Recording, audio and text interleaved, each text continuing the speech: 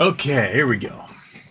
Ooh, loosen up, scratch your monkey butt brain, and tell everybody, welcome to Houston, we have a problem. It is Friday night, it's May 19th, and we're here to talk about problems. Problem number one. Yesterday, the bankruptcy court dealing with Bed Bath & Beyond asked for a compilation of a list of everyone who owns 4.5% or more of Bed Bath & Beyond, and the list contained 193 names.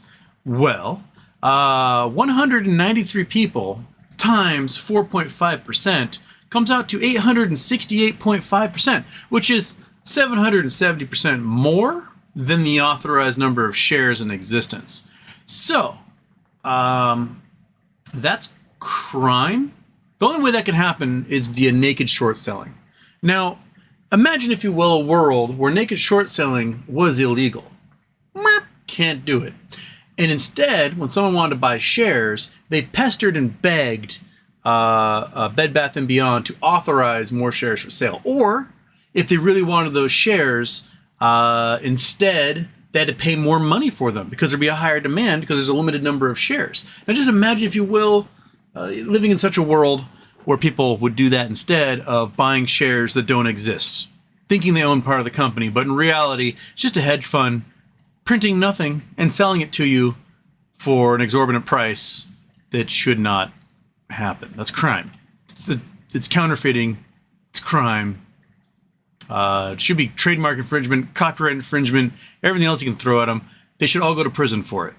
And if Bed Bath & Beyond had not been damaged so thoroughly by naked short selling, then perhaps they wouldn't be in bankruptcy. Now imagine you have 700, let's calculator time. Let's just calculate this thing, because you know what? We love ourselves some calculator. Take off the Google Earth, got the calculator. So it's about 770 million shares more than what they should have, right?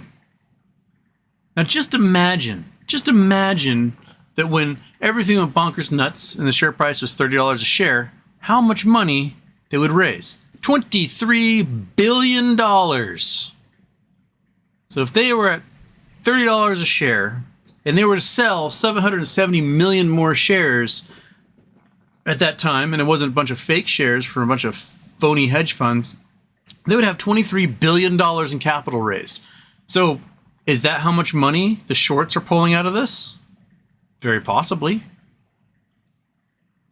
Why do we live in a system where just because somebody's an accredited investor, they can form a hedge fund, they can just start printing shares that don't exist, the tune of $23 billion or more, because that's only 193 shareholders. Who's at 3%? Who's at 1%? What about all of us and our hundreds or thousands of shares? We're probably looking at $100 billion in money that was essentially stolen from the actual shareholders of the company and the company itself. You wouldn't need to be in bankruptcy over $1.5 billion in debt if you had $23 billion or more in cash on hands, man.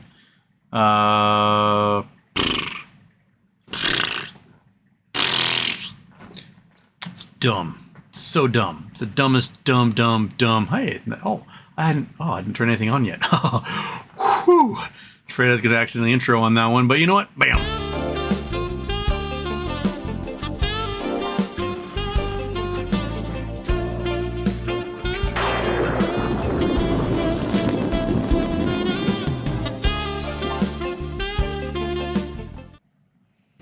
Oh, hello. Off. Everything's still off. Yes. Okay. So, yeah, ponder on that. Ponder on that, if you will. Just imagine now if we had a judge do something similar for every other company that we're invested in. Let's say the judge is like, I need a list of everyone has 4.5% or more of GameStop. What a great way to get a share count of the possibly billions of shares that should not exist for GameStop or for AMC or for BlackBerry or for anything else that is out there. I would be very curious to see. I mean, it's just crimes. It's just crimes. We're criming like crazy. Michael Mystery, whoopee. Kelly Reed, happy birthday, Houston. Amazes me how the economy hasn't crashed yet. What are your thoughts? It's well on its way. We have a negative number of real estate agents for the first time since 2008. So people are leaving the real estate business going, well, this is fucked. So that is an indicator that everything's going to hell. The Republicans pulled out of negotiations with the president over the debt ceiling. And the president, Biden, he's giving them lip service. Like, well, maybe there are some concessions we can make on these things. No, dude, no concessions. You tell them you either raise the debt ceiling, or I'm going to invoke the 14th Amendment. That's it. Those are the negotiations. Eat shit and die. So if Biden invokes the 14th Amendment and unilaterally just raise the debt ceiling because our Constitution says we must pay our debts, then what are the Republicans going to do in the House? Nothing. Because they're going to have to sue the president in court. And what's the federal court going to do? They're going to go, well, it's in the Constitution. So, we have to pay our debts. Or, if they somehow rule in favor of the Republicans and purposely crash the global economy, it's going to be the Republicans' fault. So, politically speaking, it's politically expedient just to say, GFY, I'm going to raise the debt ceiling whether you pass this or not. That's the thing. I mean, Bill Clinton said it in the 90s. He was like, yeah, I'll unilaterally raise the debt ceiling just because I'll invoke the 14th Amendment. Done. And you don't sit there and negotiate with rabid dogs, man. These people are crazy. They're insane. You cannot reason with them. They cannot be reasoned with, cannot be bartered with. To give them an inch, will take a mile. So just raise it. That's it. And once you do it, once you invoke the 14th Amendment, do it, then it pretty much takes away the power of Congress to hold you hostage over this ever again. Because the president just goes, well, raise it, because that's what we have to do. So, but we'll probably get our credit rating downgraded, maybe next week. Get downgraded, I presume. Citizen 54, Elon Musk is a racist and anti-Semite. Let's deport his ass. Okay. I mean, he did commit fraud to get his green card, so that right there is grounds to revoke his citizenship. So why not? Why not just throw the book at him? Seems like he's been doing lots of drugs and drinking and going to raves quite a bit. A lot of weird videos of him like at raves, like alone. Like no one's dancing near him. They're very strange. But yeah, he's 2 years ago when I was like, Elon Musk, not a good guy. I had a lot of folks who were like, how dare you, sir, besmirch the name Elon Musk. And all that has happened since then is he has proved me correct. This is another crystal ball moment. Not so much crystal ball moment. It's just that, again, I know how assholes work. Assholes are really predictable. And because you just think it's game theory. You're like, okay, this is the right thing to do, so an asshole is going to do that instead. And that's what they do every time. So, I have gotten messages from some of you who are like, you know what? I was a big Elon fan. After the last 2 years, I'm like, holy crap, Houston's right. Elon's a piece of shit. So yeah, suck it, Elon. You're a dirtbag. Yeah, send him back to South Africa. Looking forward to Roza, it's a BW Rand, but thinking back, she tends to stick with generic conversations due to the nature of her case. We'll have to wait and see what she will have to say. I think they were supposed to have something come out today, but I didn't see anything. If anyone has any link to anything, message it to me.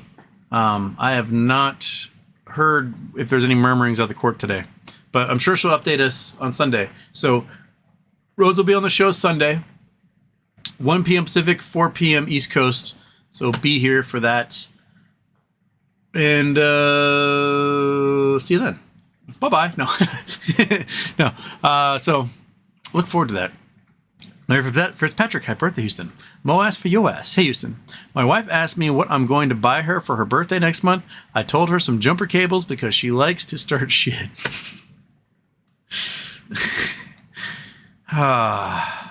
Okay. BW Brand. Oh, shoot. There's a... Where am I? I already lost my spot again. Oh, maybe we can get her to converse about other cases. She can't be unaware of them. Oh, maybe. Yeah, we can talk about that. Oh, I'll make a list. Skittle farts. Houston. Even if the 14th Amendment is invoked or $1 trillion coin is minted to avoid the U.S. from defaulting, what side effects can we still expect to see? One of the things I think we could see, and I mentioned a few minutes ago, is our credit rating gets downgraded. Now, under the haircut rules for collateral, depending on what credit score we get downgraded to, will institutions still be able to use treasury bonds as collateral? Because if they can't, all hell breaks loose. Things are still really bad. So, I think if I were Biden's PR people, chief of staff, I would be putting into everything he says 14th Amendment over and over and over again.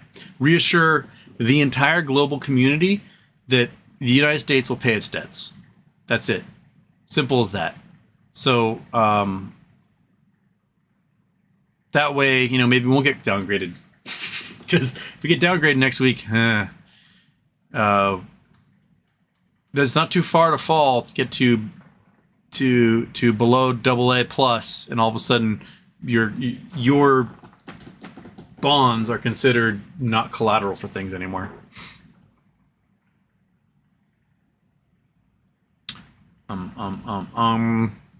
BB Brand, some talk about the BBBY napkin math being based off incomplete or misleading statement. One thing I can count on with Twitter is crop photos and no context.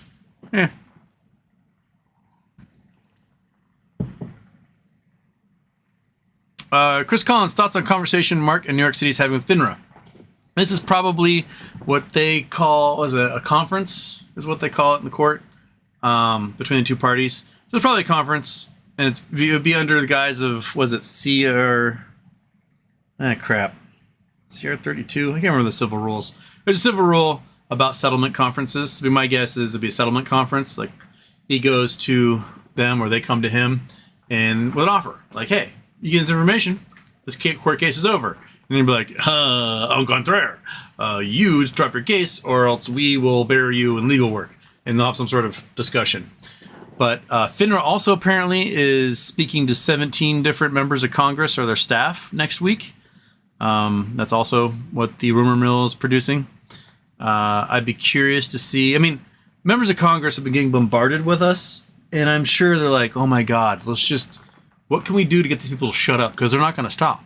And we are 6 months into this, right? If people have the hang time to bitch and moan for 6 months straight, they aren't going anywhere. Like most Americans have such a short attention span that when an outrage happens, a few weeks later, they have no memory of it anymore.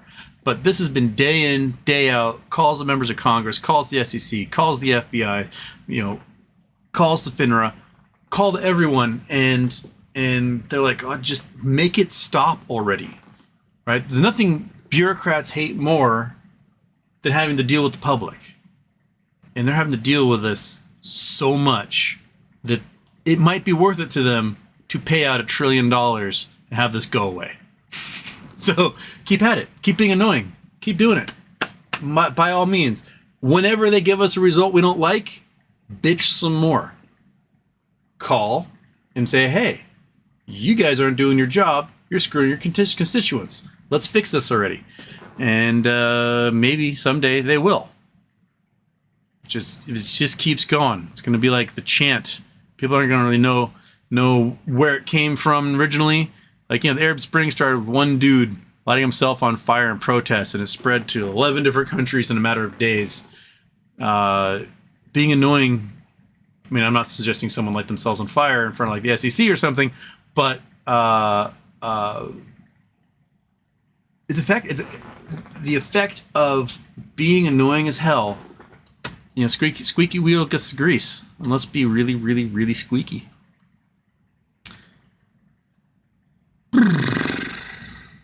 Chris Collins, happy birthday. Chris Collins, also the Bull, about 14 groups with FINRA. That's the members of Congress in their team. I think it was 17, but I could be wrong about that. Plus, what's your dream mower when this is over? To get one of those fancy electric ones with their own little charging station and the GPS and all stuff. They just go out and mow the lawn all day, all night, and then charge themselves. Beautiful. If I never have to push a mower again or sit on one, all the better. Okay. Moas for your ass. When Moas happens, we'll finally have a beer to celebrate? Nah. I'm gonna be a square till the day I die. Video brand, anything to comment on China refusing to give financial relief to a dozen countries they've given financing to as part of their Belt and Road expansion. Some are paying 30% of their GDP in interest. Yeah. Because what China's doing is what America used to do, which was be economic hitmen. You tell a country, like, hey, we'll build you a hydroelectric dam. And they're like, oh, it'd be awesome. Like, yeah, we'll give you a loan for it even. We'll give you a $40 billion loan. You build a $40 billion hydroelectric dam, and then you owe us $40 billion. And they're like, okay. But it's kind of a way to get $40 billion twice. Because your company builds the dam, and then they got to owe you for that also. And it just buries them in debt. Because they need modern conveniences. They need modern infrastructure. They need all these modern things to enter the modern world. And China is going to try to do to them over the next couple of decades what we did to countries from the 1940s through the 1990s. The Belt and Road project is just economic hitman territory. You know, they own entire seaports in African countries and airports and roads and highways, and they dangle this infrastructure in front of these countries, and they say to the leaders of the country, like, hey, you know, they might bribe them even, you know, go and shove a few $1 million in their pockets, but like, hey, we're going to build you a highway. And the leader's like, well, he just gave me a couple $1 million, so have at it. And all of a sudden the country is indebted to China for the construction of the highway. It's diabolical. I would be curious, you know, seeing as how when Russia invaded Ukraine, how Russian investments just evaporated. It just went yoink and took them, just seized all of them. That if China were to invade Taiwan, all these countries might be like, yeah, we're not going to pay that money anymore because you are a warmonger and you're hurting Taiwan. And I'd be curious to see what type of backing the global community would have in something like that. Like, it'd be a great soft power play for the United States. You know, like all of a sudden, China, which has spent $1 trillion in these infrastructure projects around the world, doesn't get their money back because they went to war with Taiwan, and the U.S. is like, yeah, we're gonna back this play. You don't owe China shit anymore because China is a warmonger, and they're there, Congo or Eritrea or whatever, and that'd be a great way to build soft power relationships and to fight an invasion of Taiwan by China. It's a great way to erase that debt too. Like, the whole country be like, oh, invade China, we're going to just say, no, we're not going to pay you anything ever again. And, you know, what are they going to do? Invade us?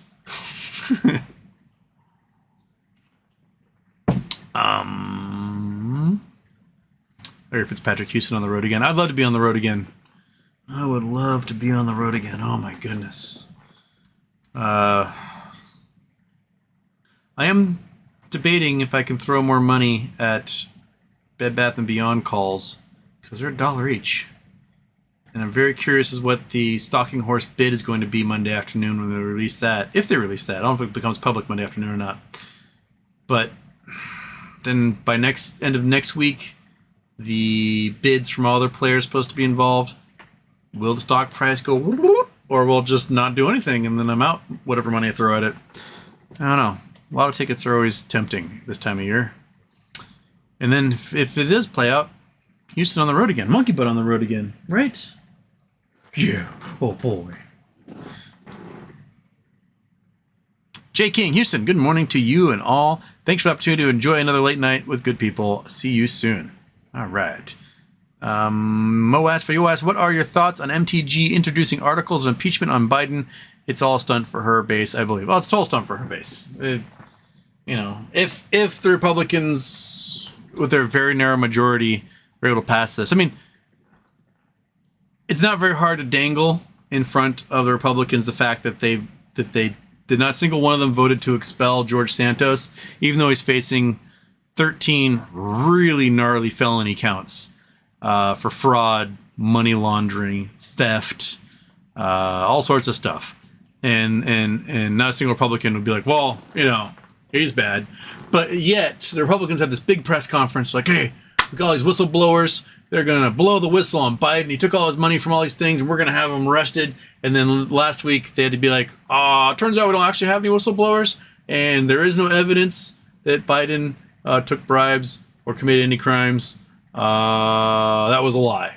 So, it's what are the articles that the lady who was probably the pipe bomber for January 6th, what article is she going to be presenting? Platinum, what is the Big Rip? Also, what's the Heat Death universe? Well, the Big Rip and Heat Death aren't too different from each other. Big Bang, boom. Universe explodes outwards from some singularity. It's too big and just like, well, let's explode. Wham, universe appears. Right? The universe, we always thought there was three options for the universe. One is the Big Crunch. The universe goes boom, slows down, gravity is taking over, and gravity takes control, and all of a sudden it pulls back in and crunch. And that begins a boom and crunch cycle that takes, tens of billions of years each time. There's the stagnant universe, or the static universe, where it goes boom at the exact perfect speed, and everything just kind of drifts out and freezes at infinity. And it's static. And then there's the Big Whimper, which is the universe goes boom. It's bigger than escape velocity of the gravitational pull, and it just slows down forever and ever and ever out to infinity, and just slowly drifts apart. What we discovered in 1998, Alexei Filipenko and his team from the University of California, was that we are an accelerating universe, a fourth option that no one had considered. We went boom, and we started to slow down a little bit from gravity. But about 6-7 billion years ago, we started speeding up again. And the universe is getting faster and faster away from each other. The Big Rip is a hypothesis, and mathematically it would take about 44 billion years from today's date, where as the universe expands outwards and accelerates going faster and faster, and this dark energy that's taking over pulls things apart. So right now it's pulling apart galaxy clusters. So galaxy clusters, you have multiple galaxies. They all are orbiting each other in a nice center of gravity, but they are separating themselves from other galaxy clusters in the universe. So each galaxy cluster is separating from other galaxy clusters. Well, the math suggests that billions of years out, galaxies themselves will start to separate from galaxy clusters. And then within the galaxies, planetary systems will start to separate. And then eventually billions of years after that, solar systems will start to separate. Billions years after that, individual solar systems will start to fling apart. And we get to the point about 44 billion years from now, individual atoms will be ripping apart from the strength of dark energy. So that'd be the Big Rip. Now, this assumes that this would be like a logarithmic strength according to the dark energy. My own math in my undergraduate thesis suggests that it's actually a linear relationship, and it has to do with the power of dark energy has to do with the distance between objects, the vacuum energy density involved, and so it's a linear relationship and not a logarithmic one. So you would not be able to rip things apart because you don't have enough space between those objects to generate a rip. But it's it's a hypothesis. It's out there. It's assuming that it's a logarithmic function. It's just going to keep getting more and more powerful. I don't think it will be, though. And the Heat Death universe is the Big Whimper. And that is eventually photons generated don't get absorbed because they go off into the vastness of space and disappear. And when those photons don't hit something and they keep going, then the energy is not retained within the system, and eventually the universe radiates away everything that it has, and then it gets cold and it dies, and it's dark. No one can see anything. And that's it. It's cold and dead. BBBY Brand, sounds like every president in the future will have to deal with impeachment threats. Politics is just a pile of shite at this point. Yeah.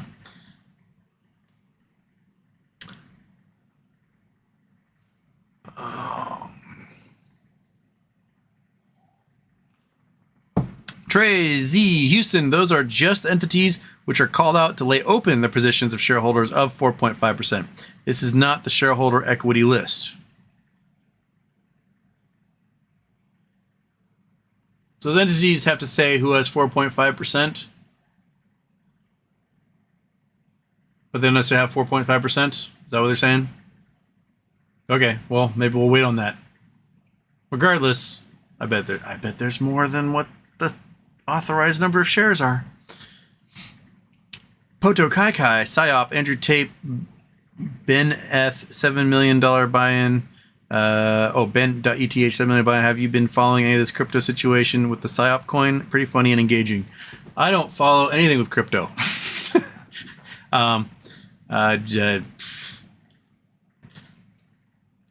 Until Tethercoin finally gets pulled, I'm not going to deal with crypto in any way, shape, or form. Once Tethercoin, everyone just finally admits it's a giant scam and their money doesn't exist, and the whole market crashes, then it'll be time to get back into crypto again. But until then, I'd just lay off of it. Philip Clayton, Houston, morning. Thoughts on Pulte's latest tweets? I have not seen what he's tweeted recently. Let's see what Pulte's got going on.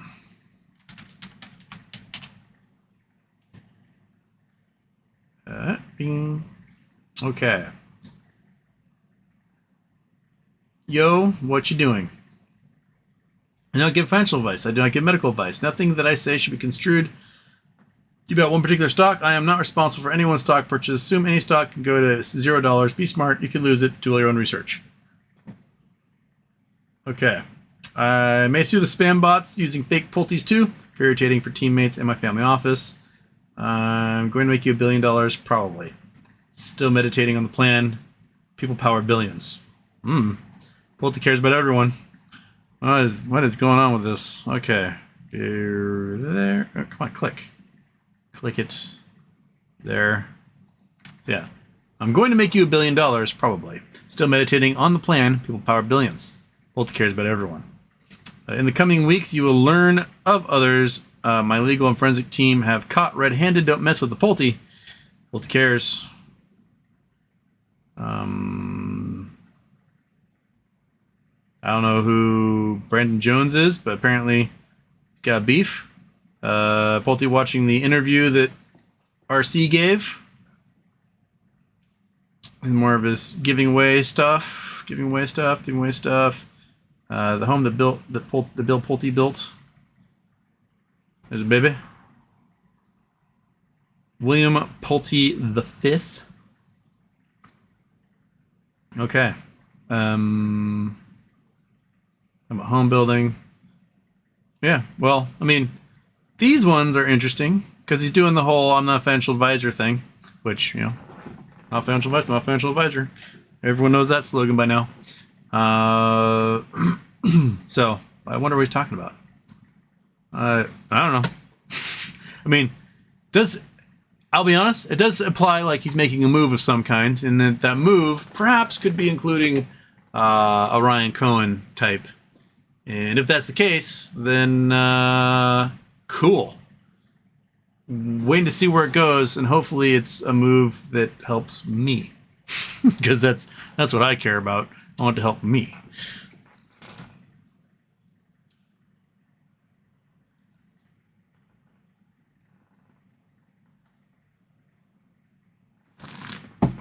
Gable's here. Hey, bud. How's it going?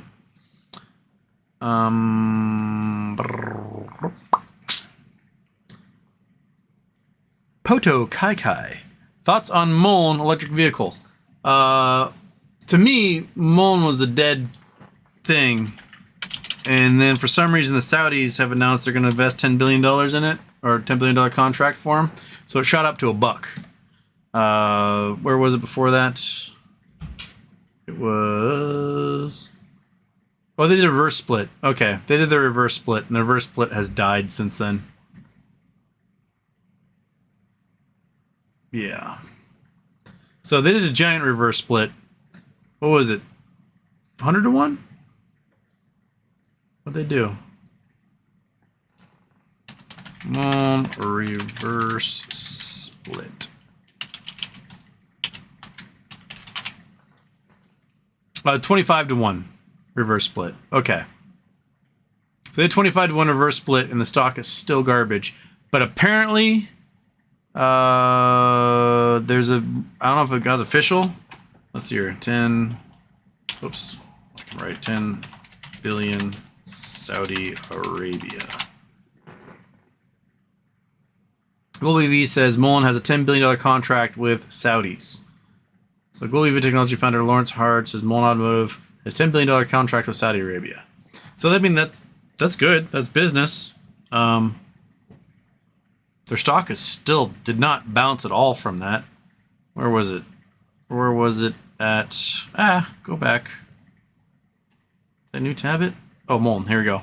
So their stock did nothing. They announced a $10 billion contract, and the stock just went down further.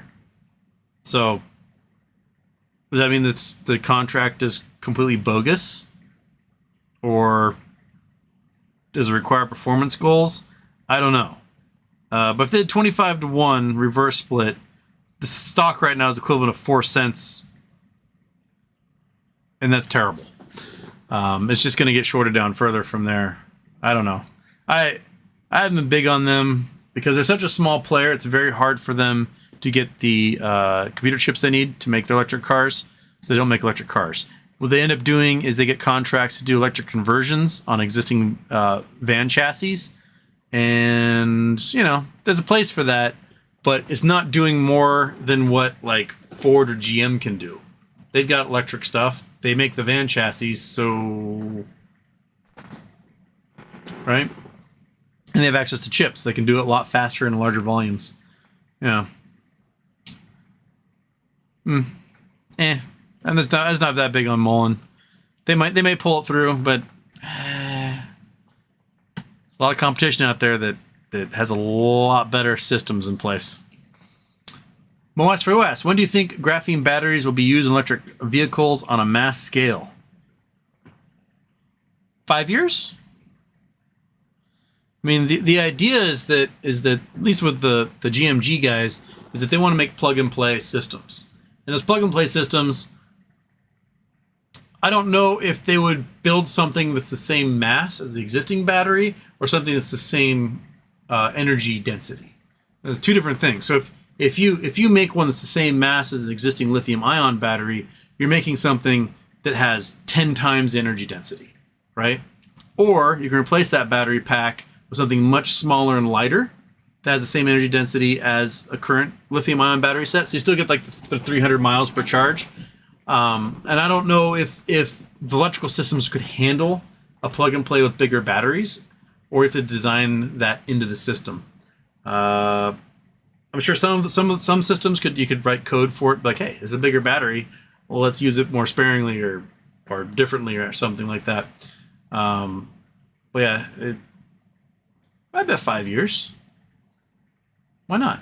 Once you get these factories up and running, people realize, like, oh shit, these things are so much better than lithium ion. They use way less terrible materials, and they're so easy to make because they're just carbon and aluminum. Done. Poof. You don't need cobalt and lithium and copper and all these other like harder to mine stuff. It's just right there. You just, a bunch of carbon and like one Coke can's worth of aluminum can probably power thousands of cars. Carbon's everywhere. You can cook grandma and turn her into a battery at this point.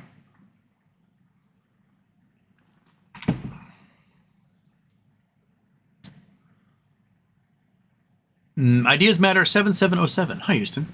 I watched Roger Hamilton of GNS and Crew's Short War Roundtable today, and they said they don't know what form of reconciliation MMTOP will take. What do you think will happen to fix the situation? I mean, I've talked about the possible outcomes before. To me, the only acceptable outcome is two more days of trading MMTLP, not NextBridge, MMTLP.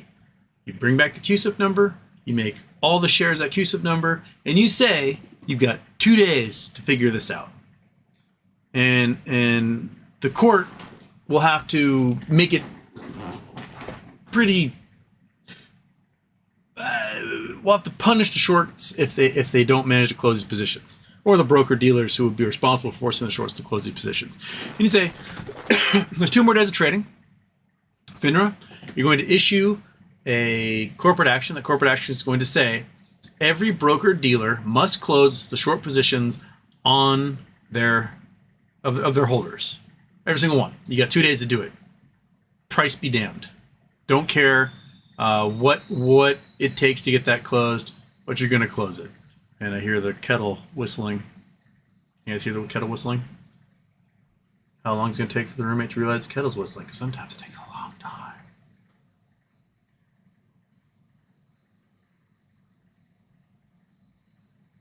Still going. Oh, we got it. All right. So the corporate action, you got 2 days to close this thing. So the broker dealers tell everyone who has a short position, like, hey guys, get your ducks in a row, because in X number of days, we're going to liquidate the shit out of you, and we're going to close your short positions. So find cash wherever you can, because you're going to need it.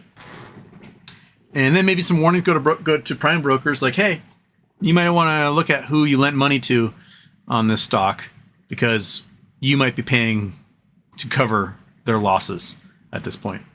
And that's it. You let it run for 2 days. And if a broker dealer somehow doesn't close their positions, then you make it some fine, like $1 million for every share they didn't close or something. And you make it hurt. So that would be an ideal situation for me. Now, other likely scenarios, like scenario number 1. The government steps in with a negotiated settlement price. They say, okay, I'm going to negotiate settlement at X dollars a share. The first, 450 million shares to agree to it are closed, and that's that. And then we close all our short positions. I don't know how many billion, whatever it is, because we don't actually have a share count. We just know it's a lot. The third one is they do nothing, and we whine and we bitch and we whine and we bitch. And we do it for the next 50, 60 years until all of us are dead, and our great-great-grandchildren have to carry on our whining and bitching. So that's option number 3. I don't know what other options there could be, but probably one of those 3. My guess is that FINRA and their buddies want NextBridge to list their stock on the exchange again. And then they can short it forever and keep that gravy train going. But it seems like NextBridge is like, no, we're not going to do that. Screw you. So they're going to be... You can't get NextBridge to agree to that. But NextBridge, I think, would agree to allow MMTLP to trade and close out all short positions. Just position close only. Can't open any new positions. All you're doing is closing. Price be what it may. Insiders can't sell. That type of thing. So, be my guess.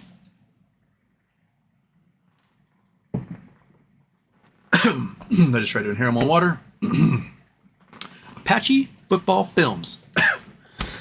Excuse me. Houston, I live in Arkansas. I have a few acres of pasture land. Should I try to rent it for the total solar eclipse, April 8th, 2024? You and Monkey Butt can stay for free, of course. Excuse me. Still coughing because I still inhaled water. Yes.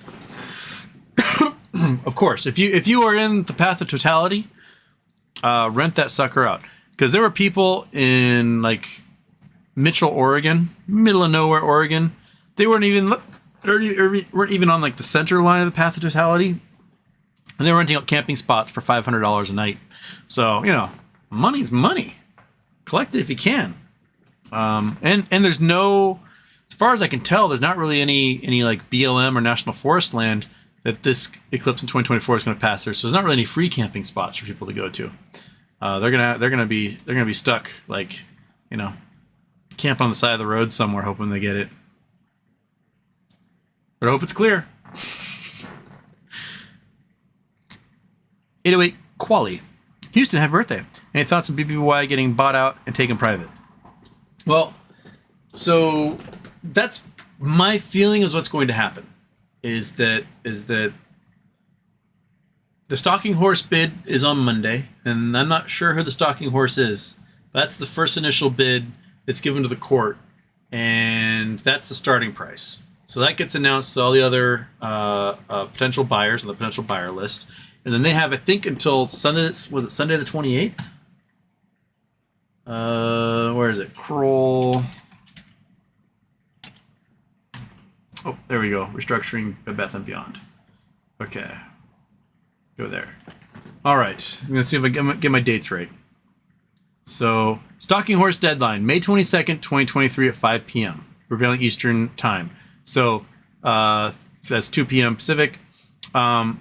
Bid deadline. So stalking horse bids the initial bid. Like, this is what we're going to pay, and it's binding. So if no one else bids, we're stuck paying that. The following Sunday, May 28th, that is a Sunday, right? Let me just...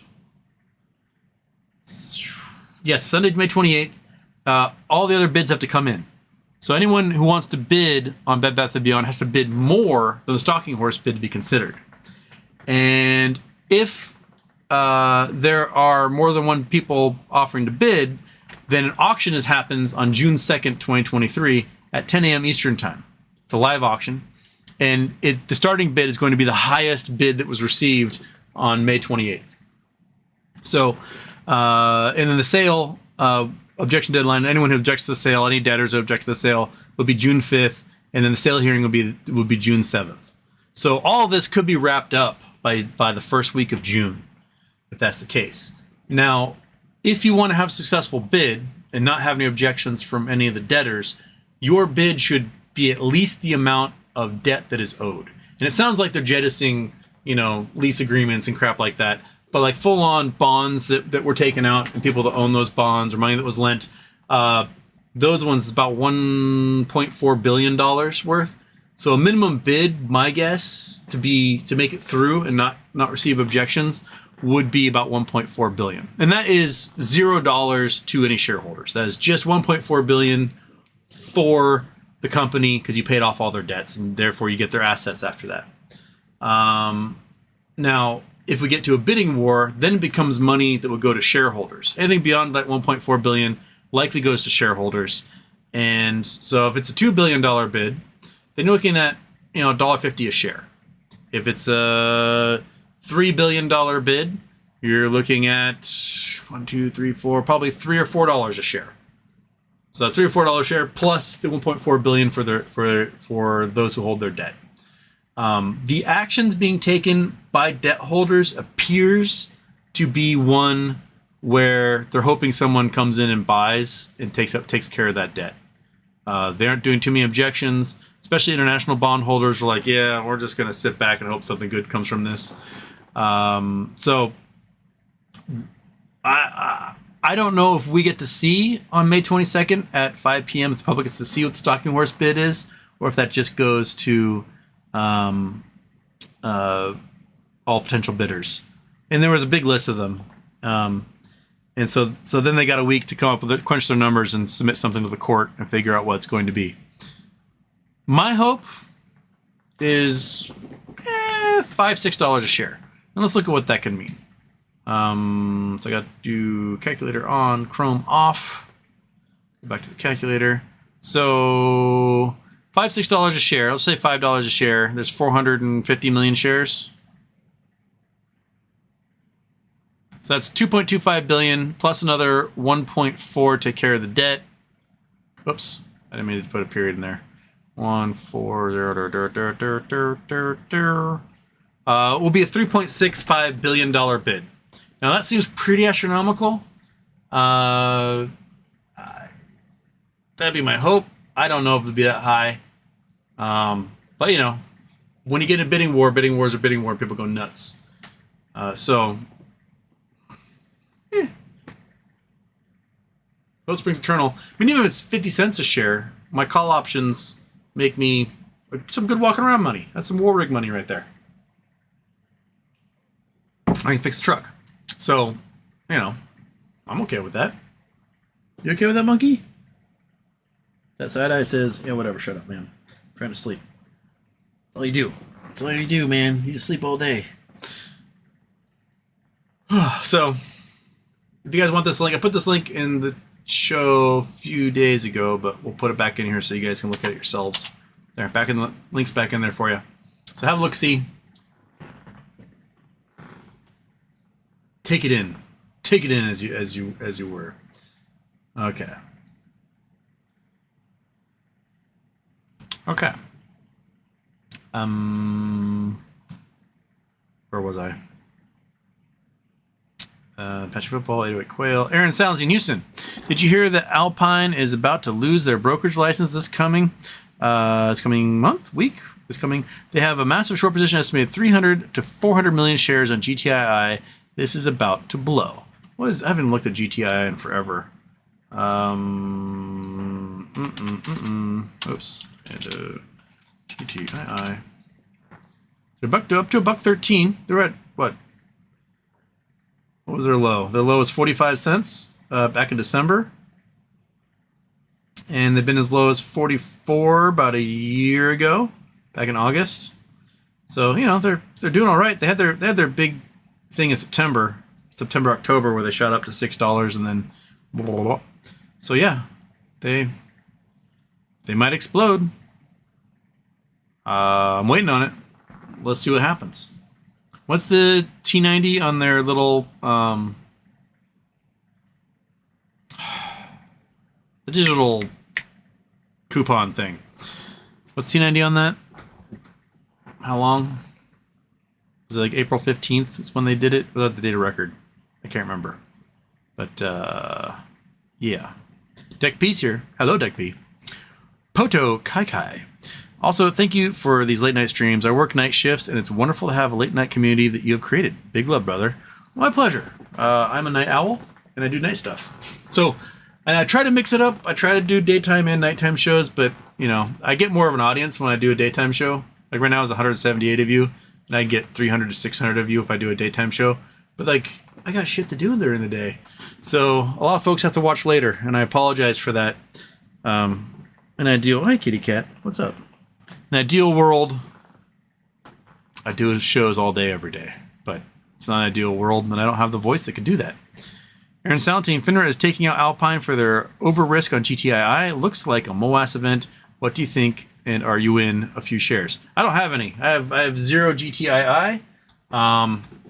There's been lots of talk about it being a MOAS event. I'm curious to see how they trap people with their digital coupon dividend thing. I should pick some up. Hi, kitty. You gonna come up and say hi? Come on. There we go. Cat karaoke! All right, now I have to get out of the way of my... All right, you want to move that? So, Avocados sent avocados for both the cat and monkey butt. I forgot to actually give it to them. Oh, do these interest you? Are you interested by these things? How do you get this thing out of there? No. It's a pokey thing. Do I just cut it? Do I have any scissors? Do I have scissors? Huh? The cat is really fascinated with that thing. He likes it. Okay, I'm gonna cut you. All right, and I'll shove you in there. Something. What do I? All right. Does it squeak? Oh. Want that? Yeah. Arr, get it. Oh.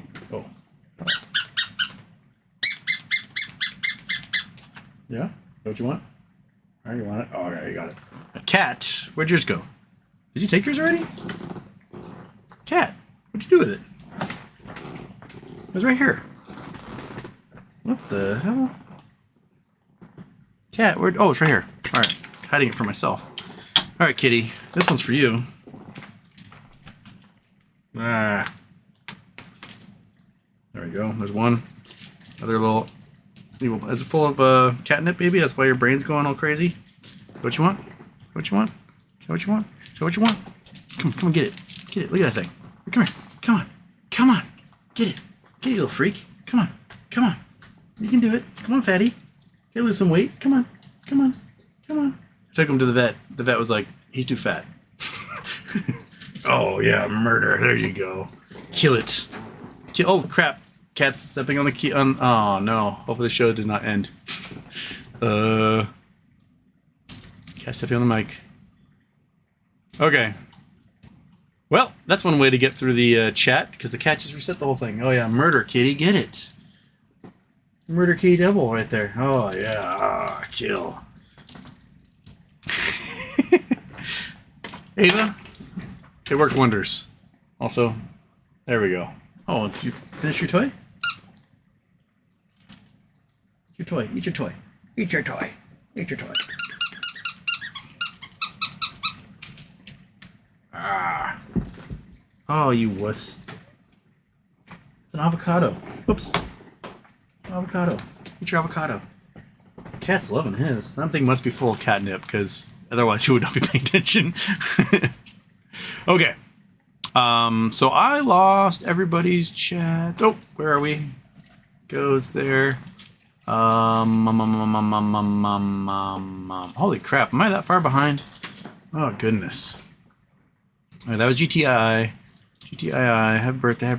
Ideas matter. 7707 Houston, one more question. Mark Brasil said that he thinks the blue sheet situation will be resolved one way or the other by mid-June. Oh, kitty.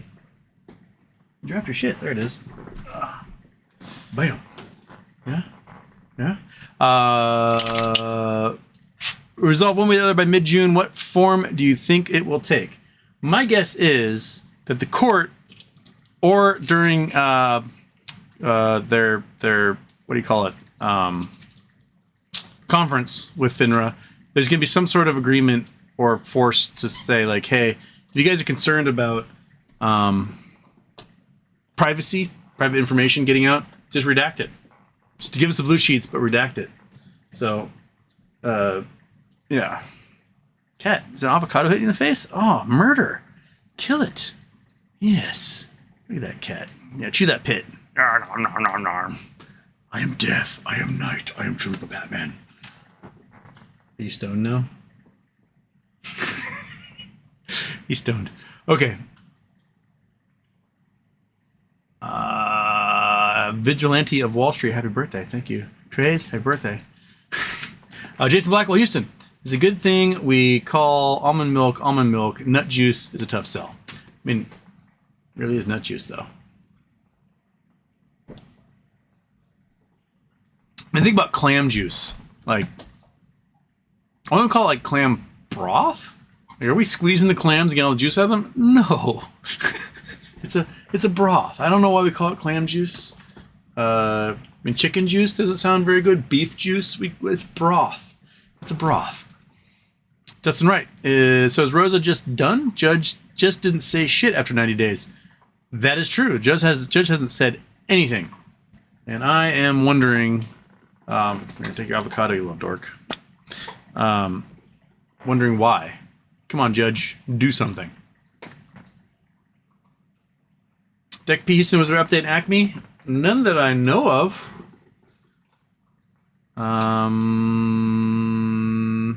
Salentine, on Monday, FINRA taking Alpine's license. That'd be incredible if that happens, because then that would force them. Would it force them to close everything if they get their license pulled? Their broker just go, yeah, we're closing.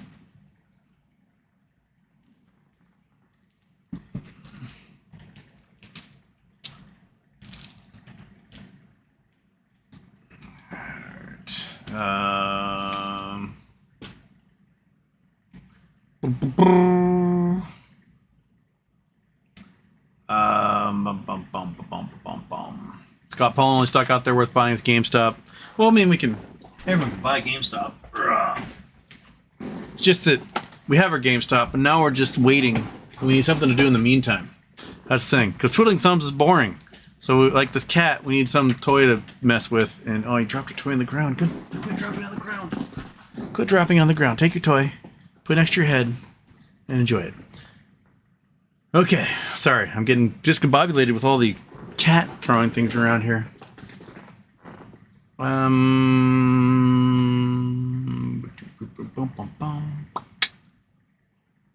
Scott Paul Pulte is the heir to Pulte Homes, one of the top 5 home builders in the USA. His company has been the victim of naked short selling, so he's extra passionate about GameStop. He does seem to be. He seems to be completely on board. Like, let's screw these guys over. Kim Fusting, if credit rating gets downgraded, does UVXY fly? I mean, it doesn't hurt. It's an inverse to the SPY. So if U.S. credit rating goes down and bonds are worth less than they ever were before, that hurts everybody, and that should bring the market down. So when we got hit in 2011, what did the market do?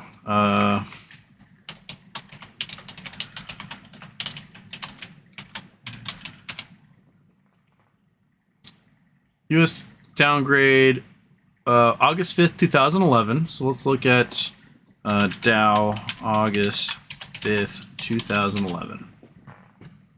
Worst week since the financial crisis. There you go.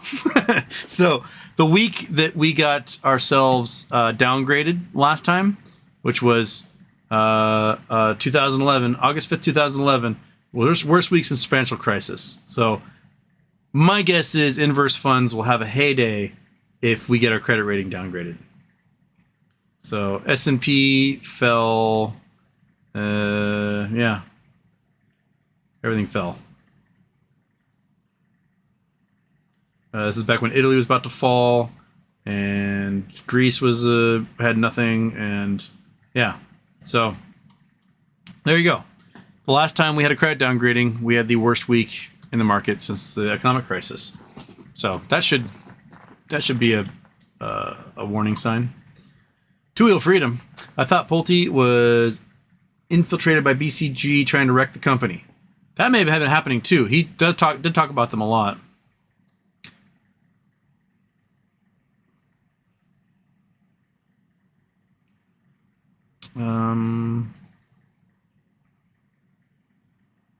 You go away.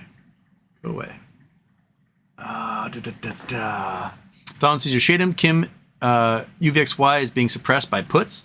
I'm of the belief that with the right catalyst, UVXY will have a major short and gamma squeeze. When the market goes, I think UVXY is going to explode.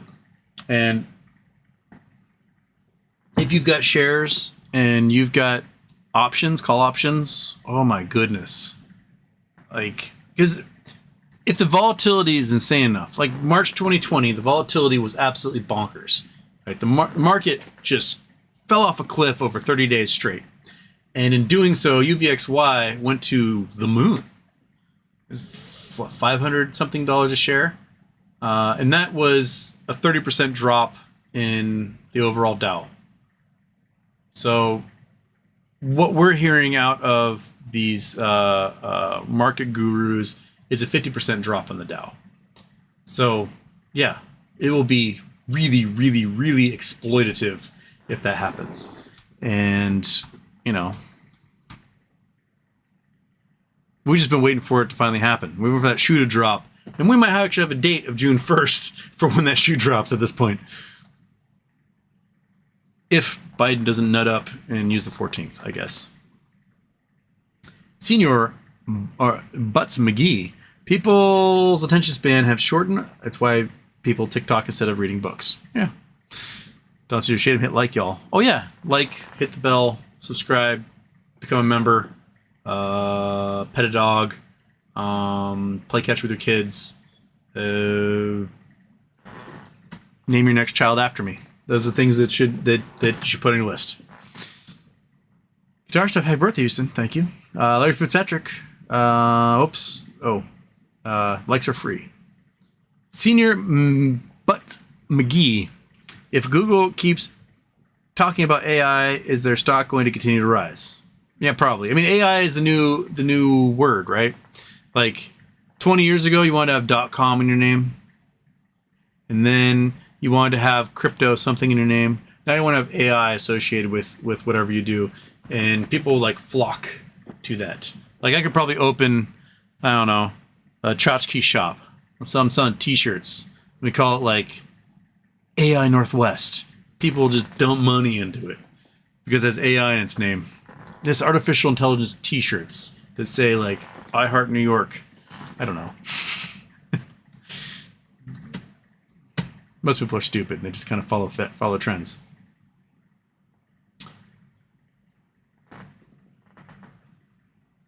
Kim Fusting, yahoo! I start summer break next week. I'll have lots of free time to make annoying MMTLP phone calls. It's going to be a great summer. Larry Fitzpatrick's going on boating picnics. Awesome. Oh, Thomas Dubois going to San Juan Islands. Have fun. I had a lot of great times up there when I was a kid. I went to the Camp Orkyla at the YMCA camp and kayaked every summer around the islands. It was a blast.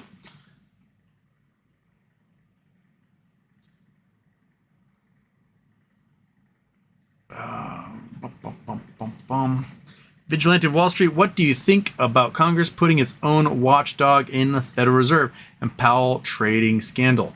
Could lead to changes in the Fed? I don't know. The Fed people all said, hey, we're not going to trade anymore, and it seems like they're still trading. So I say yank them. You know? Let them have blind trusts, but they should not be doing any active trading whatsoever if they're in that position. They're getting paid a cajillion dollars a year to be in charge of Federal Reserve banks. So, you know, blind trust it. Put it into a trust. Don't know what's in it. Blind it.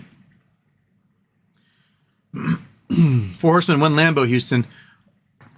I'm personally not going to get a Lambo because I like pieces of shit cars. So, I'll be getting lots of shitbox. I'll have the shitbox museum is what I'll have. I don't know. We'll have weird cars like Mercury Marauders and Isuzu Impulses and I don't know. Weird cars. I like weird cars.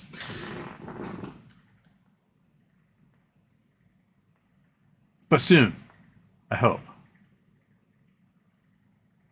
Ron Johnson.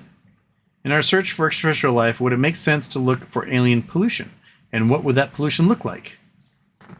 I mean, that would involve looking at atmospheres. And those atmospheres, hopefully, we'll get some data in about resolving atmospheres using spectrometers and the James Webb Space Telescope.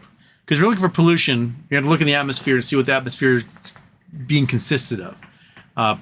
Pre-industrial revolution, our atmosphere was basically nitrogen, oxygen, was right there, was almost 100% of the total atmosphere. And then, you know, a fraction of carbon dioxide, a fraction of helium, some argon, a couple other methane, some other constituents, water vapor.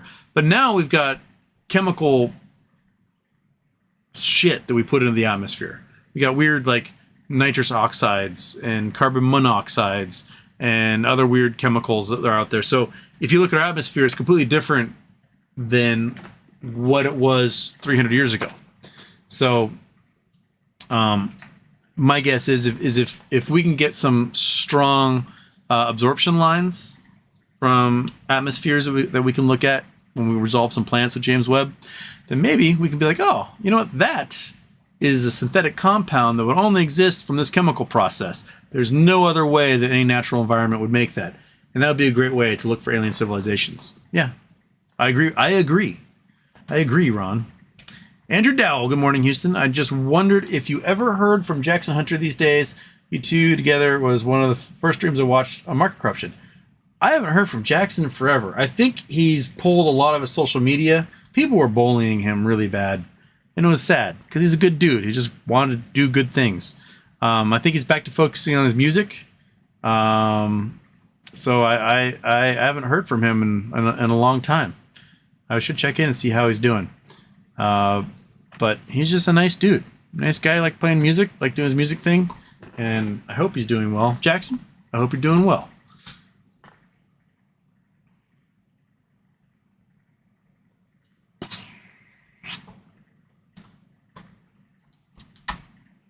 Original Planksta, you are smart, bro. Could you stay out of politics? People always want me to stay out of politics, but when it doesn't jive with what their personal belief system is. No. How about this? You're smart. How about you get into politics? Huh? No, because politics is one of the things that causes the markets to go up and down, right? So if politics are resulting in a default on the debt of the national government, and it's one political party that's responsible for that, why wouldn't we point that out? If the U.S. government defaults on our debt, the entire global economy collapses to the point where you're going to have to eat your neighbors. That is the outcome. It destroys all markets everywhere. Your grandparents will starve to death because they won't get a Social Security check. So, yeah, I'm going to talk about that stuff. That's just the nature of things, and you know, I'm not going to censor myself because, you know, your dainty little feelings get hurt when I talk about realities we face. Yeah, not everyone agrees with me. So what? I'm not going to edit myself just to make you feel better. You know, nut up, buck up, buttercup.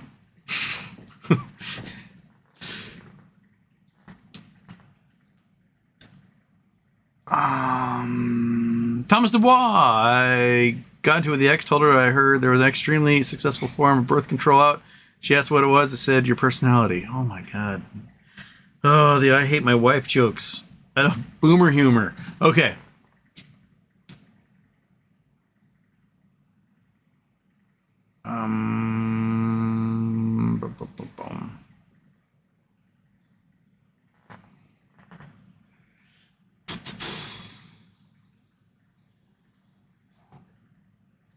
Okay, I gotta pass some conversations here. BBBY brands, that's my understanding. The notice is going to 139 dealers, and they need to disclose who they service that holds more than 4.5%. So Twitter cropping in no context. Okay, so I'm completely back asswards on that one. I'd love to see who comes up though on that list. Peachy Sunday, do you believe that planetary alignment might cause major events such as earthquakes, storms, Jupiter effect? It makes a lot of sense that these planets do have some effect on us. They don't.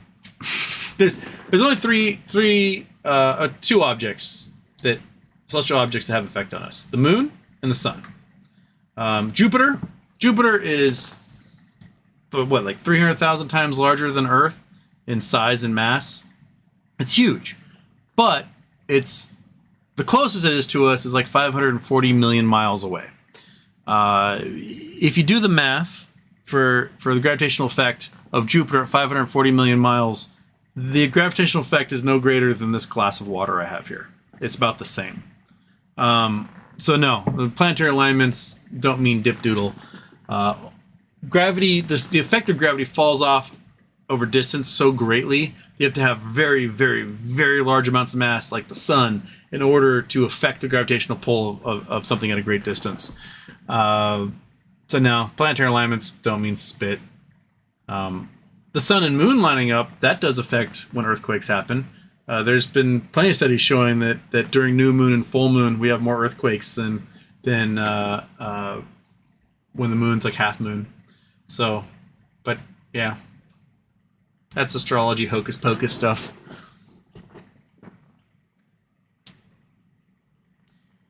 System 54, have we ever been this close to defaulting before? Will McConnell pop out of a shell? Does Feinstein know where she is? Feinstein has no idea where she is. She thinks it's 1988. She's still mayor of San Francisco. She is Alzheimer's beyond belief. And her shingles episode apparently resulted in like hydroencephalopathy or something, and she had a stroke and half her face doesn't work anymore. And she has no idea that she missed like 2 months of the Senate. She's like, I've been here the entire time. What are you talking about? And like, no, you haven't, old lady. She is Bibbledy, and she needs to not be a senator anymore. They need to just do the right thing, rip that cord, and we need like a competent human being who can be a senator from California. I mean, she's the chair of entire committees, and she has no idea where she is or what she's doing. That's no way to run a government. I'm sorry. The lady's 90 years old and has full-blown Alzheimer's. Just let her retire and think that she's still mayor of San Francisco 35 years ago. But McConnell and Papavishel, he did some murmurs. Basically said, like, if we default, it's going to be Kevin McCarthy's fault. So there is some separation happening among the Republicans on this one.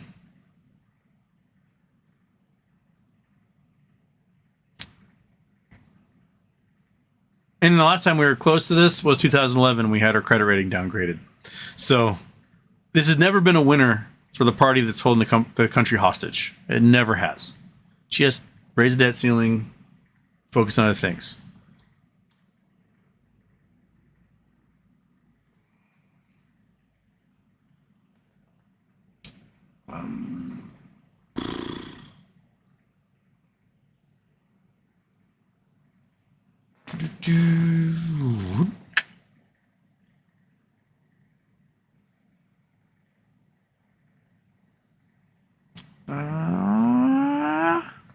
Are people talking about PTB brand buying electronics for a car that smells terrible? I wouldn't breathe that stuff. There's so much weird lead in those things. Do it outside with a fan blowing everything away.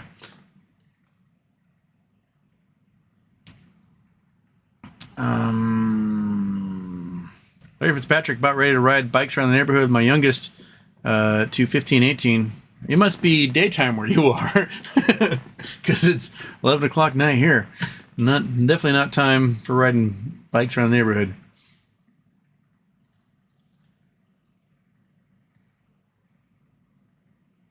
Okay, if I get to I can finally put this guy all the way down there, and I finally got to the point where I reset the thing the cat stepped on.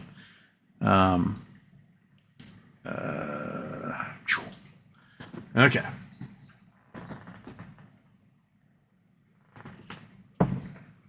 Thomas Dubois need MMTLP or GTI vacation soon.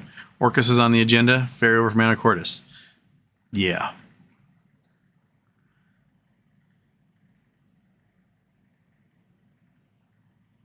Heimlich maneuver. I'm good. I gave a Heimlich maneuver once. When was that? That was like 2012, somewhere in there. Working at the bar, and I'm at the computer, boop, boop, boop, plugging someone's order, and I get this tap on my shoulder, and I turn around. I'm like, oh, that's a zombie. There's face of this man who's just staring at me, and there's just drool coming out of his face. It's like, argh. And I'm like, what? I can't process. I don't know how long it took for me to process, but like, pointed to his throat, because if you ever choked before, you can't hear anything, you can't say anything. Pointed to him, oh, you're choking. He goes. So I turned him around, and I gave him a Heimlich maneuver. And I didn't know if I did it right, but I felt like solar plexus, and I just kept doing it. I kept picking him up. He's a little bit smaller than me, so I'm easily picking him up in the air. And I do it like 4 or 5 times, and I just hear this, please stop. So apparently, one of the times I got him, he fired this raw oyster like all the way across the restaurant and landed on this couple's table. So he was doing oyster shooters, like 10 of them.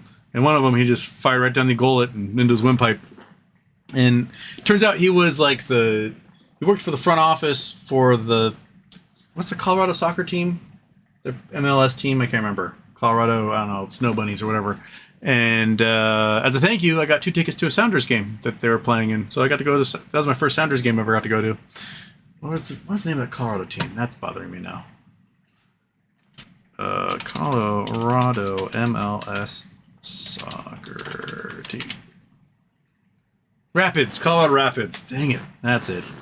So yeah, I got to see Rapids and the Sounders play. But the dude straight up went back to his table with his girlfriend and like finished the rest of his oyster shooters.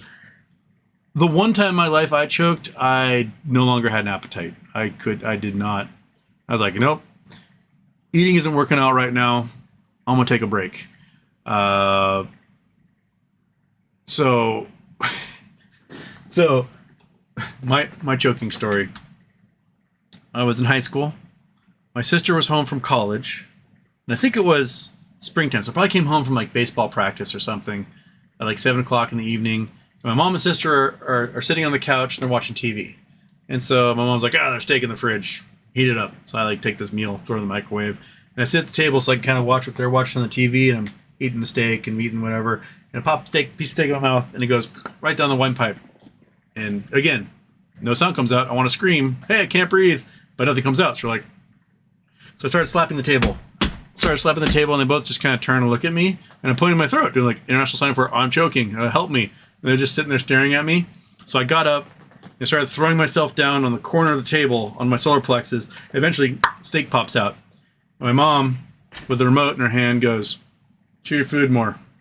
And like change the channel. And from that point forward, I was like, I don't feel like I'm going to eat. And if I did get to the point where I'm going to die, my mother, the nurse, she's not going to do anything about it.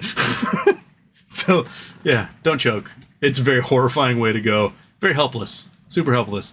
But you can give yourself the Heimlich maneuver by throwing your entire body weight onto the corner of a table, because that will hit in the solar plexus and get you. So you have that option if you are so inclined to try and save yourself there. All right.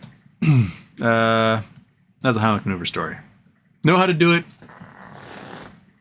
This solar plexus, pick them up and just squeeze right underneath the rib cage. Right, where it first gets soft, right by the rib cage, you want to press there really hard. You can even punch someone in the gut. That's or if they're lying on the ground, you can step on them real hard and pop it out. So there's several ways to do it, but the least violent way is to get around behind them and pull right there in the solar plexus. I can even press far enough, you can even kind of feel it. It will just fire right out.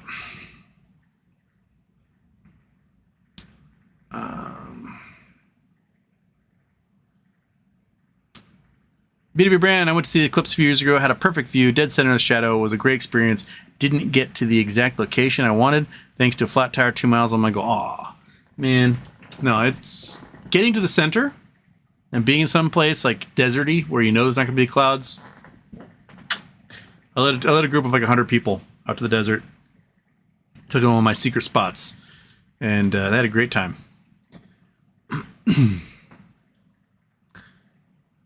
Curious Investor, didn't new frequently asked questions come out for NextBridge? There was some not so great info about the dividend. The one thing I saw was that they said that shareholders of record will be through AST and meh. But the dividend is in NextBridge shares. So if you had MMTLP, your dividend is a NextBridge paper share. And if you have not gotten the NextBridge paper share, you have not gotten the dividend. If all you have is some random QSIP number, that is not necessarily the paper share. If you've been transferred into AST, your paper share has been transferred to AST, and you have paper shares. But if you are not in AST, you are not guaranteed to have those paper shares. You might have a placeholder. Sven Saxony, new dates on BBBY Stalking Horse bid June 1st. How come that isn't updated?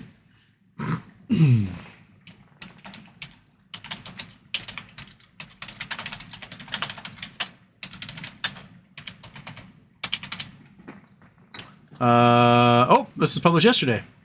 New deadline, BBYQ, case clear Stalking Horse bid. Found Stalking Horse bidder is on June 1st. This is Reddit. Bankruptcy news.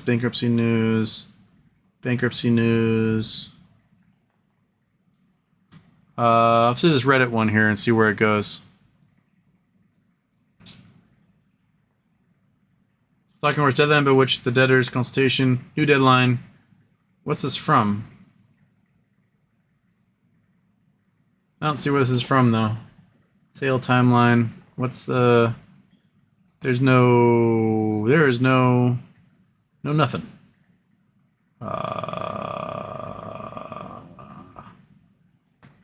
4K. Where are you from? What's the source? Does anyone have a link to the source? Check on the tier completely unless it shares till July.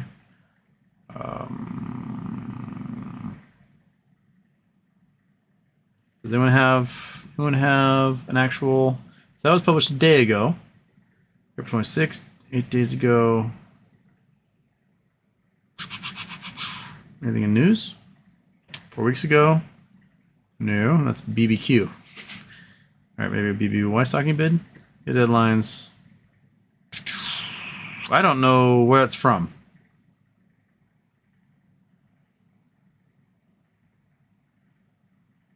Eight days ago. Okay, well, this one Reddit says it's going to be June 1st now for stocking horse bid, but there's no link to the source. So if anyone has a link to that source, send it to me. I'd love to see it. But that means everything's pushed out 2 weeks. Noted.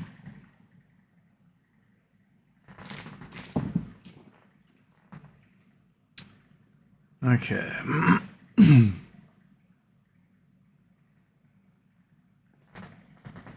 Sven Saxony auction June 14th, sale hearing June 21st. Hey, Dosair is able to put in coordinates. We haven't had coordinates in so long. Oh my goodness. Okay. What causes geographic formation? Hurt my knee here decades ago and acts up to this day. Well, let's get our Google Earth, Friday night Google Earth on. Boom. Bam. Shabam, shaboom, shabing. Where are we going? We are going... Oh, we're going to Wahoo. Oh, we're in Kaneohe. This is a pit crater. So this is... it's called a rejuvenation era. So this is the Marine base, right? Yeah, Marine Air Corps base. So we... come on. So we look at it here. We have this little hill that picks up. It's this little pu'u. It's a cinder cone. This is just like Diamond Head or other little sea level cinders. These guys here, I don't know what this one's called. The Mokes, which are the little islands here. You go out to Punch Bowl or is this one Punch Bowl? That's Coco. No, that's Punch Bowl. This is another one. Hanamua Bay is another crater. And then you got Diamond Head here. So let's see if I might have to draw this. Let's go to Paint and File, make a new one. Yeah, don't save that. Okay, I'm going to close Google Earth. I'm going to close Chrome. I'm going to open Paint. There we go. Okay, so let's see. We got to change colors. So we're going to have ocean. Ocean, and then we'll have the ocean floor down here, right? And we'll kind of do a timeline. We'll go from like Luihi, which they changed the name. I don't remember what the name they changed it to, all the way out to like Oahu or Kauai. So starting from we'll say this is east. And this is west. Okay, so what happens is deep down the ocean is that you have a magma plume. And this magma plume is probably coming from deep down where the mantle is. So down a few miles, magma, blah, blah, blah, blah, blah. And that magma burbles up and starts erupting on the surface. Erupting, yay! And it quickly cools, and it makes itself some land. Boink! And then the magma keeps erupting, blah, and you get a seamount.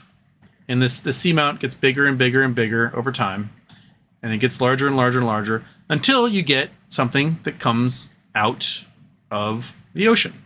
This is your big island, and it's starting to erupt at the ocean. Yay, and then lava flows in the ocean, and it does all its eruptions. And it gets bigger and bigger and bigger over time, and you get a whole series of volcanoes. And these magma chambers continue. They branch up and they're feeding these volcanoes. And so the way the Big Island is today is you have a mountain that starts like 20,000 feet below the surface and goes up about 13,000 feet above the ocean. And the magma chamber is actually stored at about 4,000 feet above the water. So above sea level. So you have magma being fed, and there's a big magma chamber that inflates and makes the island bigger and bigger, and the mountains taller and taller. Every once in a while, it erupts. Kablooey! Right? If we go back to Google Earth, we'll zoom out. We'll go to the Big Island here. And the Big Island has two what are considered active volcanoes. You have Mauna Loa, which erupted last fall, and you have Kilauea, which erupts constantly. Kilauea is little. It's about 4,000 feet tall, and Mauna Loa is huge. it's 13,000 and change. Now, the Mauna Loa crater is eye level, the Mauna Loa magma chamber is eye level with Kilauea. And so we can zoom down here and we can kind of see, the gradual slopes. So Kilauea is kind of a gradual slope, and Mauna Loa is actually a gradual slope, but it just is such a huge mountain. It's like 60 miles across.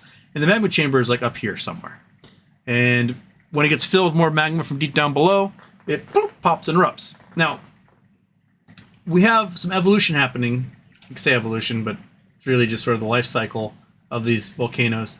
Mauna Kea, which is taller than Mauna Loa, and it's a smaller volcano overall, but it is taller. It is in a later stage in life called the alkalic phase, alkalic cap. And you'll notice on Mauna Loa, you have one giant caldera and a whole bunch of flanks where lava will crack open and spill out. On Mauna Kea, you don't really see that. You might see some cinder cones. And what's happening here is, if we go back to our drawing, is that with, I want black. So let's just say this is Mauna Kea here that we're looking at. Mauna Kea still has a magma chamber that's sitting up here at several thousand feet, but it's cut off from the rest of the mantle. So the mantle is no longer feeding the magma chamber of Mauna Loa, which means the magma's still in there. It takes thousands, hundreds of thousands of years for that magma to cool off. And every once in a while, if there's some shifts here and there, there'll be a crack in the rock, a little crack, and the magma will follow that crack and have a little explosion. Whee! And that's what makes for these cinder cones you see. So each one of these cinder cones is a late stage alkalic cap event. So it's really rusty looking. It's a lot more cinder. It's not necessarily big flows that happen. It's little flows. These things go and then they quickly peter out. So this is late stage. What happens as it ages, you can find the Kohala Mountains here. So this used to be a mountain, big mountain, just like Mauna Kea. And where these dikes are, these cracks, they're called volcanic dikes. So we got to go back to turn off Google Earth. Where these little bits pop out here, like the magma that freezes aside is very dense, doesn't allow for off-gassing, so it can actually hold water behind it.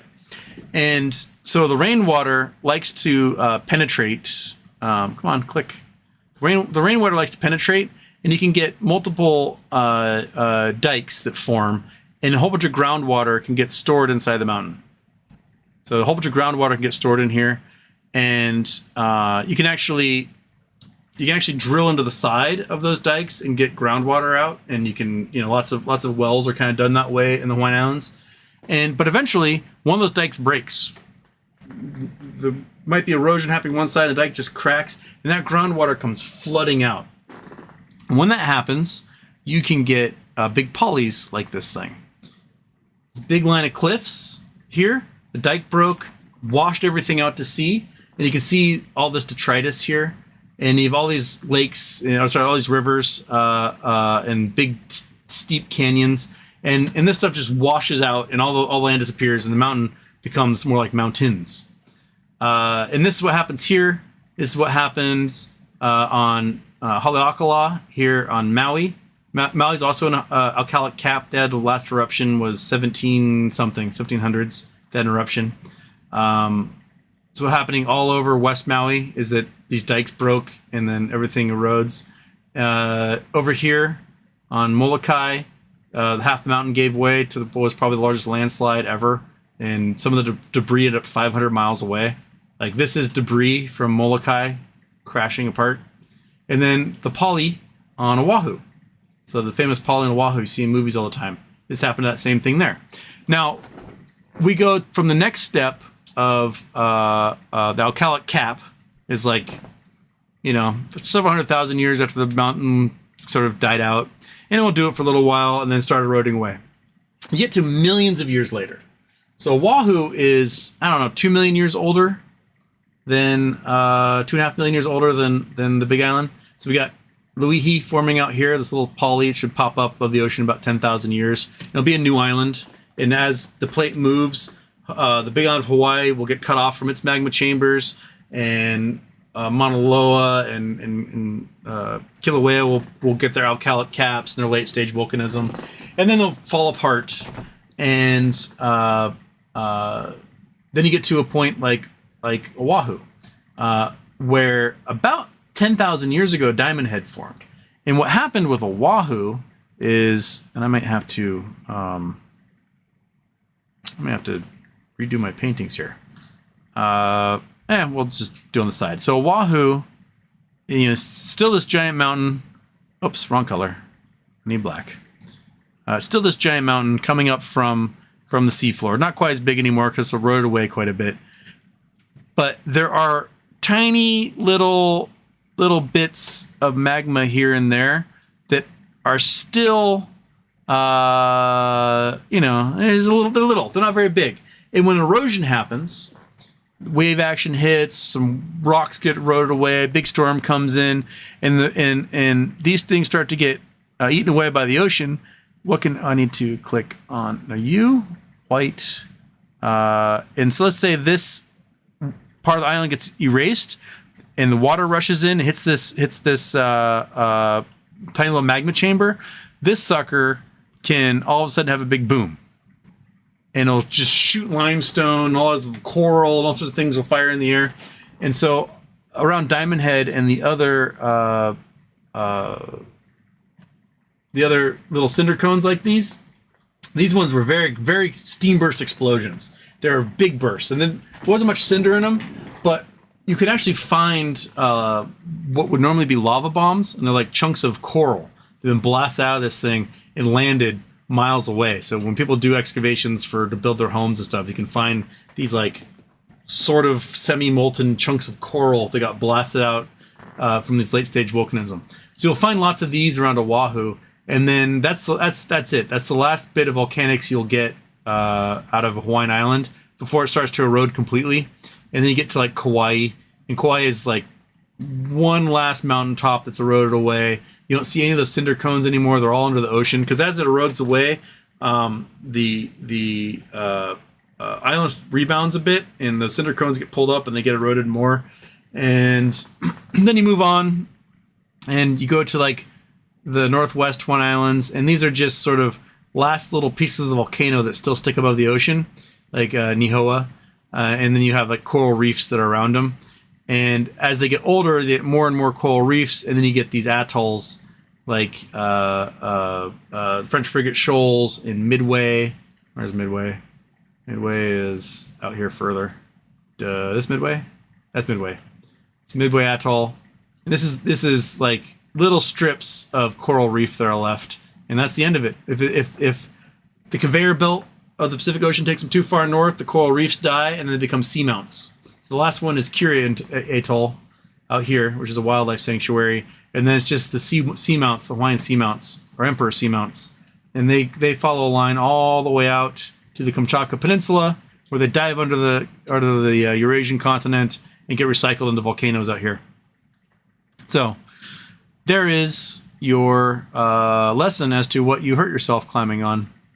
I mean, there's the life cycle of oceanic hotspot volcanoes.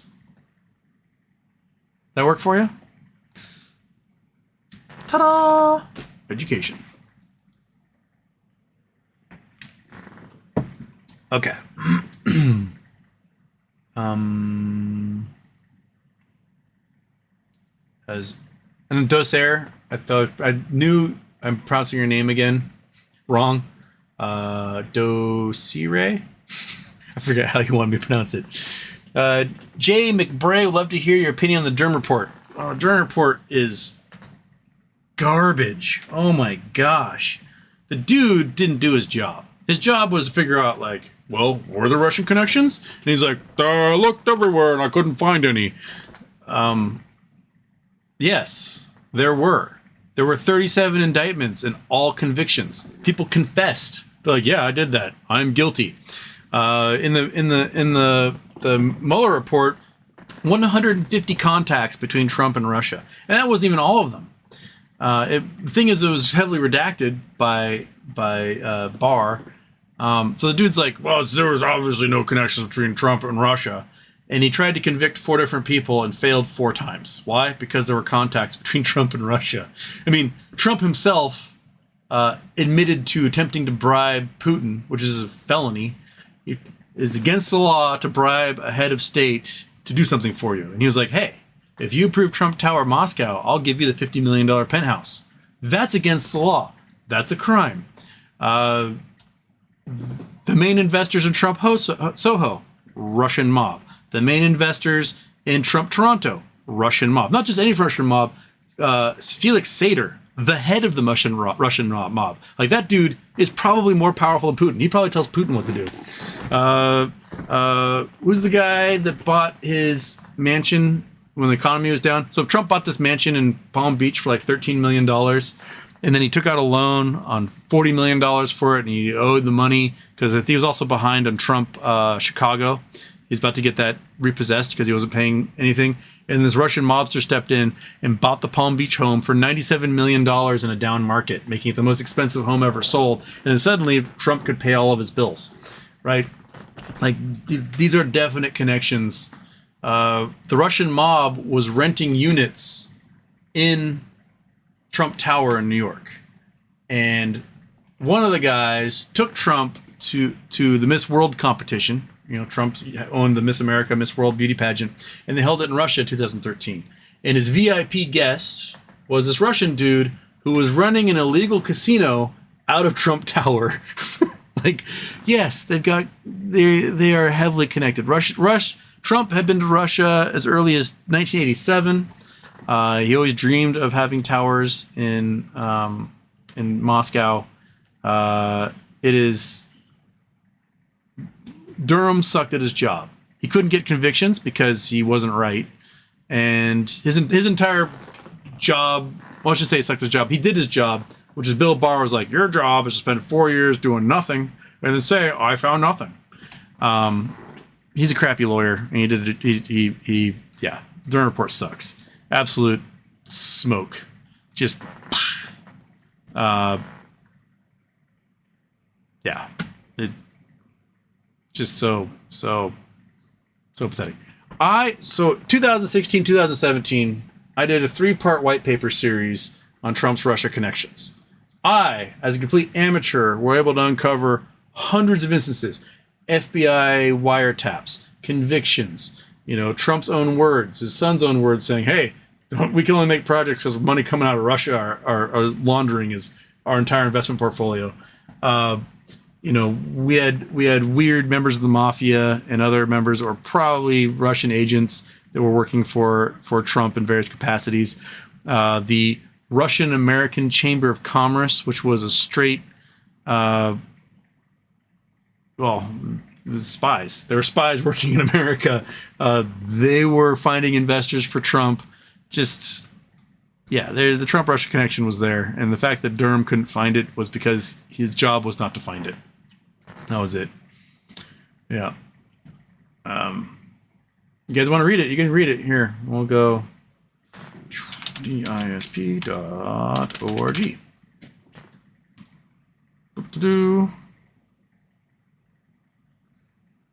Oops. Turn you on, turn you off. Here. If you guys ever want to read, this is 7 years old. It's there. You can read it. I source everything. Everything has hyperlinks, and you can read it all. So, here, click that guy. Oh, wait, 404. Someone finally hacked me? What? Somebody finally hacked me. They've been trying for a long time. Oh my goodness. What? Really? Oh my. Did they take everything out? They did. What? I've been getting these notifications for years that there is a push attack trying to get... Interesting. Huh. Maybe you can't read it. I'm going to have to investigate this.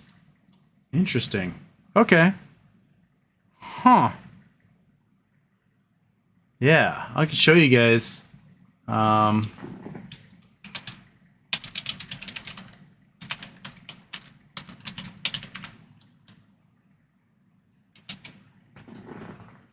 One sec.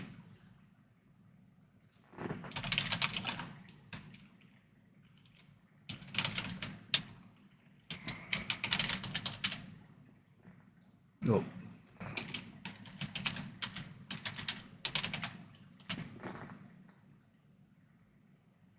Yeah, here we go. So this is, oh, it must have stopped it must have hacked me in February. Interesting. Okay, so this is notifications of people trying to force hack me. So the last one's in February, but it went on for years, absolute years. Site knockout notifications, all the way dating back to site knockout, site lockout, site lockout. This is years worth. 2019, 2019, 2019. They were trying, and all the IP addresses were from Russia. Every last one of them.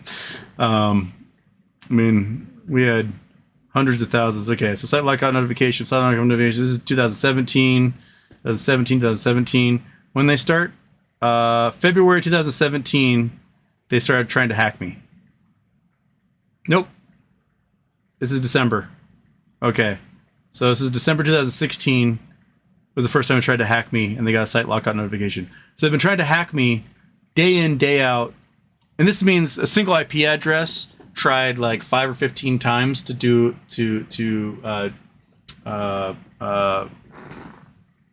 figure out what my password was. And so we're talking thousands and thousands and thousands and thousands of attempts. So maybe somebody finally hacked me in February, because there hasn't been anything since then. Interesting. Huh. Well, I can still publish them. Just change my password and publish that stuff, and I can get the site lockout notifications all over again. Interesting. Huh. That's going to require a gummy lifesaver. Someone hacked my site, finally. Took them long enough. Weird. Okay.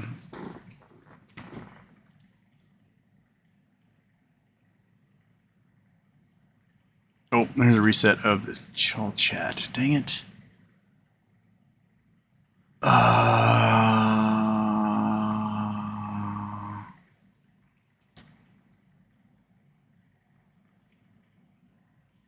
Belgian Whale, I have 112 GTI dividend thingies. They're just in my account, zero value. Strange thing is my 1,120 shares have zero pay price since I got the dividends. Weird. Is that because you're in Europe?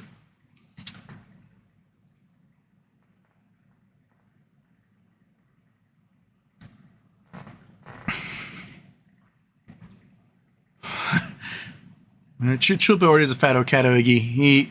He was 13 pounds last year. He's 16 pounds now, and then the vet's like, change his food. So he got skinny because he got a UTI, like until 2020, and they gave me this special food to give him, and he wouldn't eat it. He was like, I'm not eating that stuff's terrible. I'm not eating it.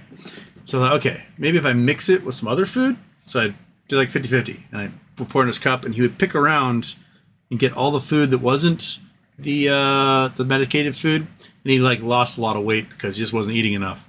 And then we finally ran out of the medicated food because he inadvertently ate enough of that stuff that it disappeared after like 3 years, and went back on regular food, and now he's just a fatty. He's on steroids because of his asthma, so he retains a lot of water anyway, and he's just a big boy. Michael Mystery, you have to love it when he tells something obvious. Yeah.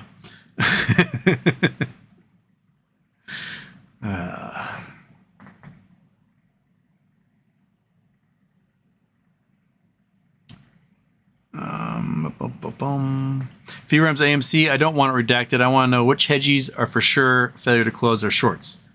Me too. Put the names in, put the addresses in, their phone numbers. Just give me their name. That's just their name. Maybe first initial, last name, somewhere in there.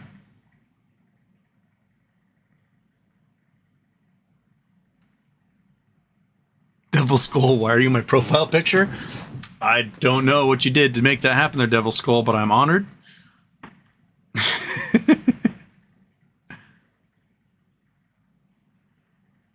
Jake King, make sure the cat doesn't swallow it. We'll be okay, because he's already like stoned out of his mind somewhere.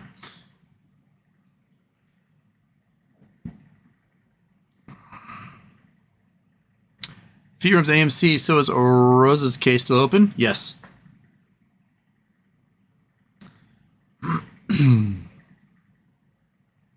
Michael Mystery, cute shirt, by the way. Definite upgrade from the last live cast. Thank you. I have another. I got 2 more shirts in the mail from Avocados, and I still have one from Andrew Stewart I haven't worn yet. So I have a couple new shirts here. They'll be in the rotation.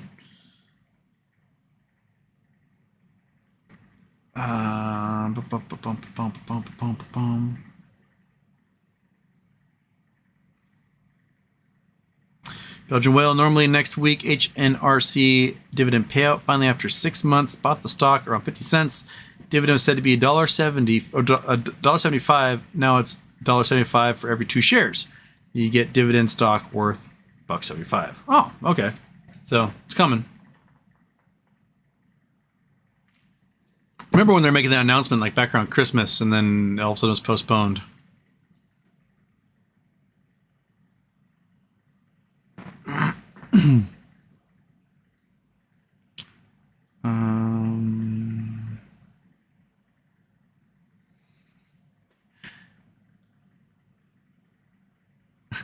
Here's AMC. My mom thinks AI is pronounced owl, like Married with Children.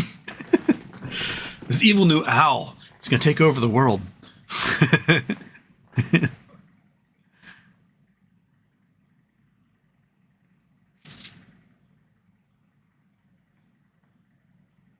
Common sense beats intelligence. Houston, that creepy head above your shoulder needs sunglasses. I don't know if sunglasses will stay on the creepy head.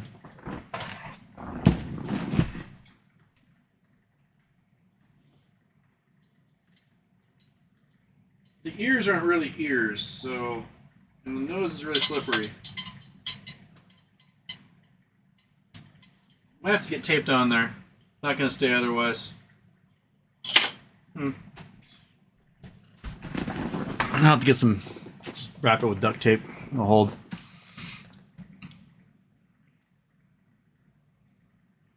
BC Izzo. As a species, our conception of alien pollution changes rapidly in the big scale of time. Probably. I mean, the Drake equation, the current standard model for the Drake equation kind of assumes that every intelligent life it kind of takes the shape we do. We burn stuff for energy and etc. And that we eventually nuke ourselves all to death after a couple hundred years and we disappear forever. Now, there is a chance somebody actually breaks through and isn't a bunch of pieces of shit like us, and they help each other and they like band together and they, create great ships that can pass through the cosmos and have infinite energy, et cetera, et cetera, et cetera. But we're not there yet. BBBY brand, does Isuzu make anything these days beyond those cab over box fans? I kept up with them. Unlike other manufacturers, they kept adding hoses and lines to their engines instead of simplifying.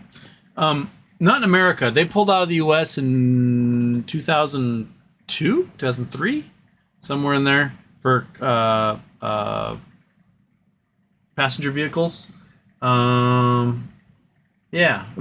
they had deals with Honda, so they would share designs of Hondas, like the Isuzu Rodeo and the Honda Passport were the same car, things like that. But yeah, there hasn't been any Isuzus in America since then. And Isuzu made some just solid off-road cars too. And I love the Amigo. The Amigo is just a fun little thing. It was just completely gutless. And the Isuzu, oh crap, what was that thing? XC90. Isuzu 90. What's that thing called? X90? Is that what it was? No, not the X90. That's Suzuki. Shoot. Isuzu. What was there?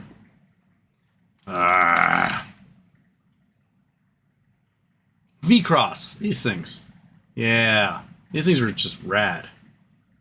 They were totally like, had massive ground clearance. I'd love to have one of these. I'd love to get, like, have a four-wheel drive RV, like big ass earth rower type thing, and have one of these things for just getting a boot, going out, testing stuff, going to the mountains, things like that. The V crosses. These were cool. They're just space age. I totally want them. I like the yellow ones. Bright colors. You know me. That's what I like. Totally one of those. That'll be a MOS buy.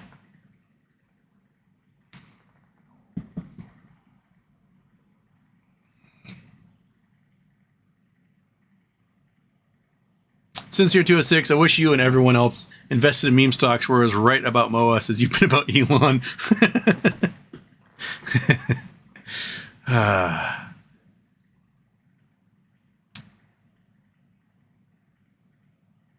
Common sense beats intelligence. 99% Mad Max anarchy, while the 1% hide in Switzerland and melted gold teeth. We gotta go to Switzerland. Go get them. Get their teeth back.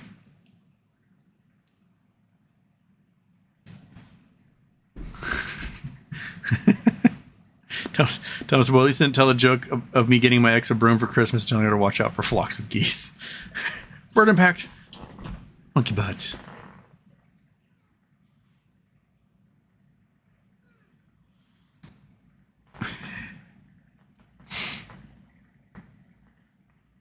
Philip Clayton, if you could get 1,000 shares of No Labs or GMG, which would you choose, or would you go for 500 of each?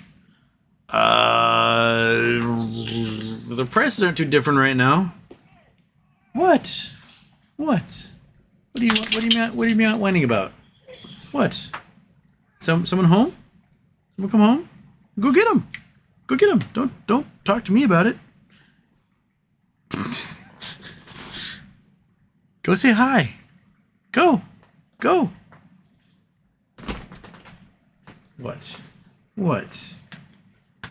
You don't need me to go hold your hand to go say hi to somebody when they come home. Okay. Oh yeah. Get 500 of each. I mean, diversification isn't bad. Just add to it over time. That's diversify. Don't put all those eggs in one basket. Not financial advice, not financial advisor. But if I were a financial advisor, it would be like diversify.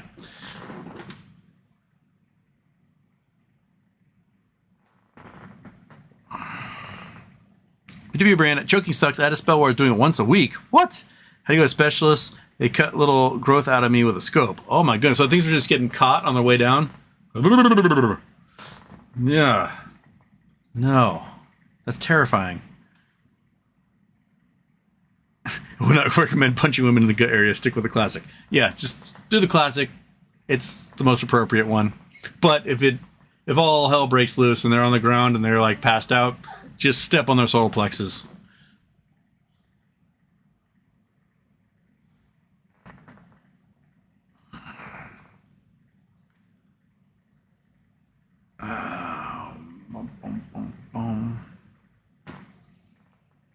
Oh, where's the... Oh, I'm getting to the end here. Fantastic.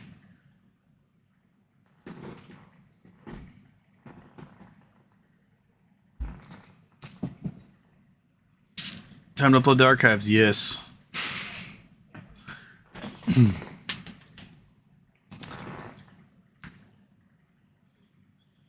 BBBY brand. Skip the gummies. You just chew them 3 times and swallow hard candy. I like gummies. I like chewing and swallowing, monkey.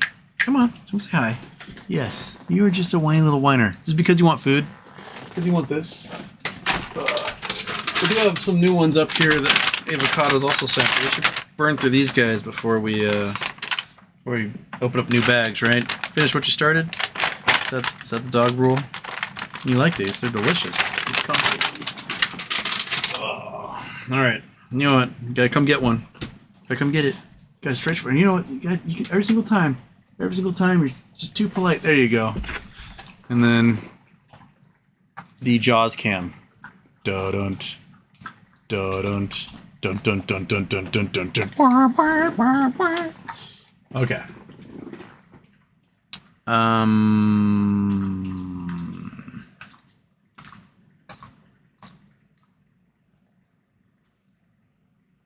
J. King, Houston, right after you did the site lock on notification, chat went blank, said there was a problem with the server. When it should happen.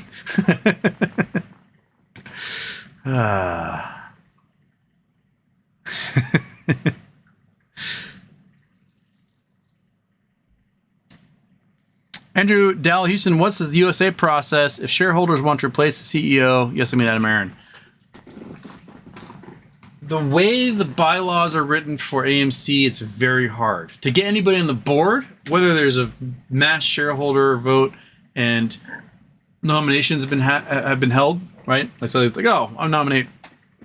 An existing board member has to approve the nomination, and then it goes to a vote.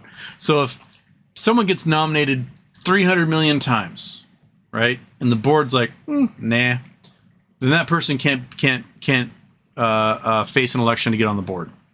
Now, if somebody were to purchase 50% plus one of all the stock, they could easily be like, I'm going to be CEO now, because they have all the votes immediately, and they can just fire everybody. But until then, until there's someone on the board that's a good person, it's very, very, very, very, very hard to do anything about it. The way they wrote their bylaws, we can't fire them. We're stuck. It sucks.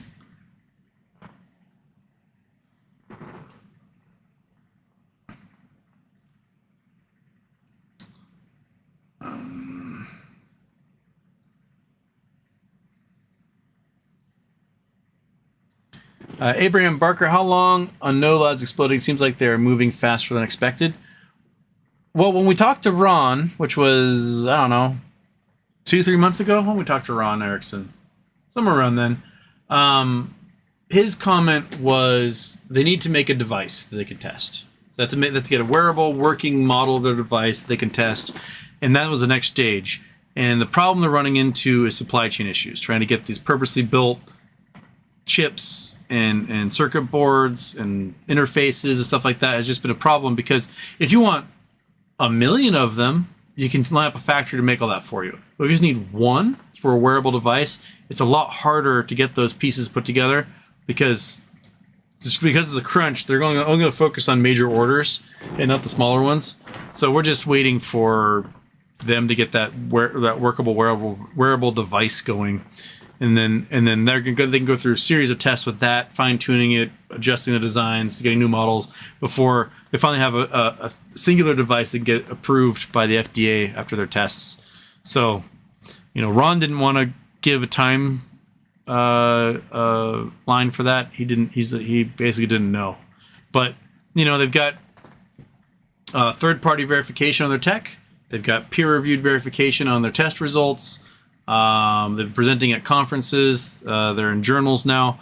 So a lot of the things that White Diamond Research was complaining about in their short attack report are things that are happening. Like, they don't have any third-party verification. Well, here you go. Here we are in peer-reviewed journals and with studies done by third parties. So they're getting there.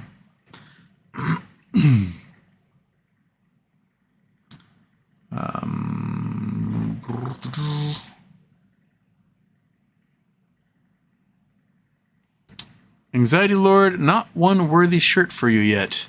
From who? You? I love all shirts.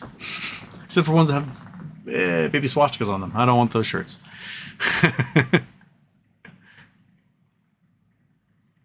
Oh, did I miss one of oh, I am in top chat. Oh my goodness. On a reset, I got stuck in top chat. I'm sorry, Anxiety Lord. Oh! Sorry, Anxiety Lord. Honolulu sucks. Dirty smell. 1.4 million tourists. I walked 26 miles of this shit home, and I hope I never have to come back. Going to North Shore tomorrow. I hope that's better. Yes. North Shore is going to be way more your speed. It's rural. It's folksy. It's not like overwhelming city. Cities are just cities, and cities are just gross masses of humanity. Well, Monkey Butt likes it because everyone's stinky, and she loves to smell everyone. So sorry, I was totally in live chat when my thing reset. I didn't see your chat. I don't know why YouTube does that. Like, why? Why? And not one worthy shirt for you yet. Oh, you haven't found any worthy shirts in Oahu. That's where that came from. Oh goodness. Well, go to North Shore. Go to like Lanakai. This is both great locations. Do the pineapple tour at the Dole Pineapple Tour. Oh, then was it the Eva plane? Right, Monkey? You've never been there. Why am I looking at you? Why am I looking at you to give me advice? So, okay.